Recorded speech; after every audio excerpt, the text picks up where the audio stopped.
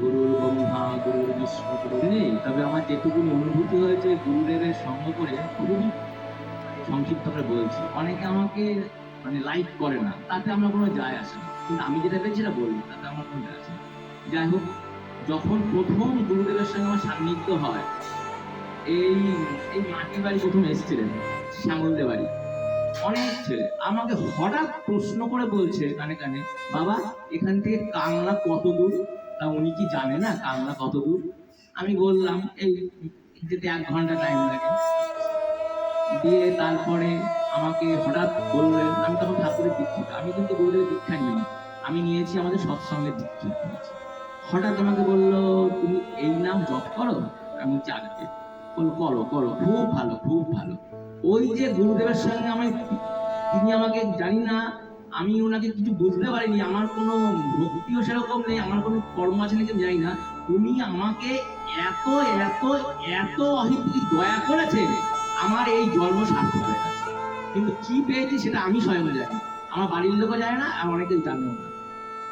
আমি এত দয়া পেয়েছি তারপরের থেকে, একদম উনি যখন লাস্ট আসলেন আর কত পর্যন্ত, যখন উনি এই নবদ্বীপে আসতেন, তখন আমি গুরুদেবের ছাড়া কিছু বুঝতাম না, সে গুরুদেব এখানে যেতাম, আর আমাকে সবাই ইগনোর করতো। গুরুদেব আমাকে কোনো সময় নাম ধরে বলতো না, বলতো শম্ভুদা, ও শম্ভুদা এখানে আসেন এখানে আসেন। আমাকে জানি না কি দেখেছিল আমার ভিতরে, আমি নিজে এখন বলতে পারবো না। উনি যখন ভোগ খেতেন একদম মানে রাত্রের বেলায়, মানে আমার মানে বহু জন্মের সুকৃতি বা সাধনা ছিল, নাহলে এটা সম্ভব না। উনি যে ভোগ খেতেন সেখানে আমাকে মানে পার্সোনাল ভাবে ডেকে নিয়ে আমাকে উনি মানে সবাই মাখাতেন, উনি আমাকে দিতেন আর আমি খেতাম। ওই জিনিস মানে আমি এই জন্মে পাবো না, হয়ে গেছে, আমি জানি না তখন কি কর্ম করেছিলাম। তারপরের থেকে সত্যি কথা বলতে কি মানে আমি ছোট থেকে ঠাকুরকে একটু ভালোবাসি, ঠাকুর ছাড়া কিছু বুঝি না। দিয়ে আমার মনে অনেক ক্ষুধা ছিল, মানুষের যখন খিদে পায় দেখবেন মানুষের ডাল তরকারি সবজি এটা ওটা খায়, তা আমার ভেতরে আধ্যাত্মিকের অত ধর্ম বিষয়ক ঈশ্বর প্রতি বহু ক্ষুধা ছিল।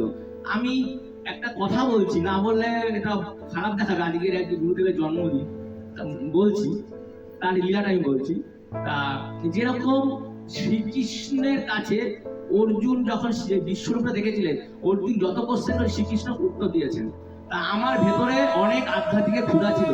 আমার ভেতরে যত প্রশ্ন ছিল, যত প্রশ্ন একদম মানে সেই এখন থেকে হয়েছে, যেমন ফোনে যেরকম ডাইরেক্ট হয়ে যায়, সেই ইন্টারনেট ছিল, ফ্ল্যাক্স ছিল, যে ইত্যাদি ইত্যাদি, অত বলতে পারবো না, আমার তো জ্ঞান নেই। কিন্তু আমি যা বলছি উনি চটা ফ্যাটাফ্যাট সব উত্তর দিচ্ছে, আমার যত কোশ্চেন ছিল। কিন্তু তারপরে আমি আর ওই টিউনিং পেলাম না। একদিন আসলাম, আমি একদিন সত্যি কথা বলতে, ওটাই আমার শেষ ইয়ে, আমার সেদিন মাসির ছেলে বিয়ে, মানে বিয়েতে আমি যাবো, ঠিক আছে। দিয়ে আমার মানে তার আগের দিন হঠাৎ আমি মানে স্বপ্নে দেখছি, এটা হলো অতি বাস্তব, এই মন্দিরে যত হচ্ছে, আমি গুরুদেবকে মানে মাথায় তেল দিচ্ছি, মানে নারকেল তেল এরকম মালিশ করে দিচ্ছি, আর তারপরে আমি মিষ্টি খাওয়াচ্ছি। এবার আমার এটা খুব ইচ্ছা বাস্তবে করার, যে আমি একটু করতে পারবো না। অনেক গুরু ভাইকে বললাম, অনেকে আমাকে ইগনোর বলবো, সামনে বাড়াবে না, ঠিক আছে তুমি তো বলবো, আমি মেন জায়গায় কানেকশন করছি, ঠিক আছে। দিয়ে এখানে বসলাম, বসে আমি কেন, আমাকে পাত্তাই দিচ্ছে না, আমাকে চেনে না, তাও অনেকে সেদিন গুরুদেব হয়তো অন্য কোনো মুডে ছিলেন, ঠিক আছে দেখছি। ওখানে বসে আমি আমার ইষ্টমন্ত্র জপ করা শুরু করলাম, কারণ আমি জানি নাম আর নামই অভেদ, ঠিক আছে। যে নাম সেই কৃষ্ণ, যে নাম সেই কৃষ্ণ, ভজন নিষ্ঠা করি, নামের সহিত আছেন আপনি শিরু, একমাত্র ওনাকে বাধা যাবে ভক্তি আর নামের দ্বারা, এছাড়া কোনো ক্ষমতা আমার নাই। আমি বসে যেই নাম জপ করলাম, ঠিক বিশ্বাস করবেন না, আমার ডাকাটা দিচ্ছে, বিশ্বাস করি না, ঠিক 5 থেকে 7 মিনিটের মধ্যে, এতক্ষণ তো আমাকে পাত্তাই দিল না, আমাকে গুরুত্ব দিল না, আমি যে ডাকছি আমাকে মানে চেনেই না। আমি যেই নাম শুরু করলাম 5 থেকে 7 মিনিটে বললো, ও শম্ভুদা কি আপনি কি আমাকে কিছু দেবেন, বা কি আপনার ইচ্ছা? আমি তো যেন একদম স্বর্গ পেয়ে গেলাম হাতে। আমি বলছি, গুরুদেব আমি তো স্বপ্নে দেখেছি আপনাকে মাথায় তেল মেখিয়ে দেবো আর একটু মিষ্টি খাবো, খুব ইচ্ছা। দেন তেল নিয়ে আসেন, মাখান, মনে হচ্ছে মানে সহজ। কিন্তু তার আগে কতবার বললাম, বললো না। আমি সঙ্গে সঙ্গে বাড়িতে গেলাম, নিহার তেল ছিল, গুরুদেবকে আমার মনের মতো করে মাথায় তেল মাখিয়ে দিলাম, ওই আমার প্রথম, ওই আমার শেষ, মাখিয়ে দিলাম। আচ্ছা গেল। তারপরে বললো আর কিছু করবেন আমাকে? হ্যাঁ গুরুদেব আমি তো একটু মিষ্টি খাওয়ানোর ইচ্ছে, নিয়ে আসেন খাওয়ান।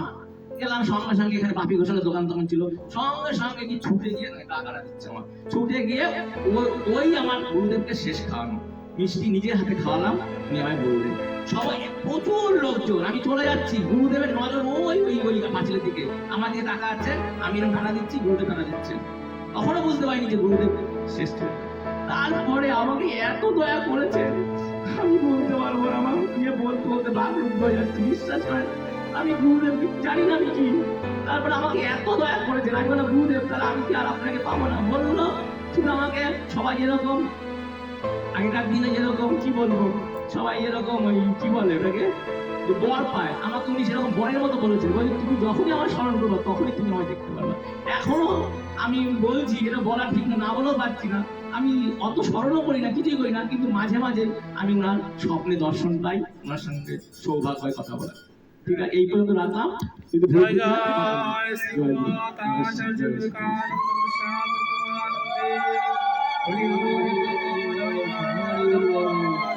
জয় জয়।